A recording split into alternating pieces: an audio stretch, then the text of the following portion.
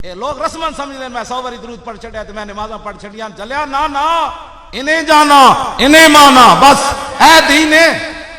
हाँ जे नमाजा पढ़ना छुट दे तो फिर मुनाफिक मुनाफिक क्यों रहते। एन उस टाइम ए मेरे किताब मौजूद है एन उस टाइम जदों हुजूर ते 70 बारी मैदान ओहद काफरा ने हमला किया मुशरिकीन ने एन उस टाइम मुनाफिक मस्जिद नबी शरीफ नमाज पढ़ता है जेडे हुजूर नु 300 मकाम शौक तो छड़ के चले गए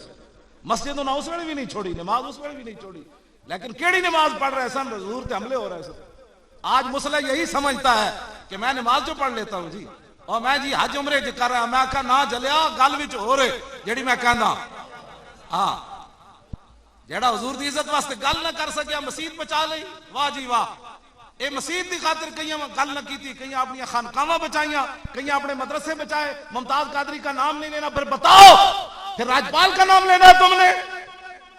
किसी तरफ तो खड़े होना है ना या शैतान तासीर की तरफ खड़े होना है या दरमियान रास्ता तो मुनाफिकत का रहा है। हाँ जी या इधर दरमियान तो मुनाफिक होता खड़ा।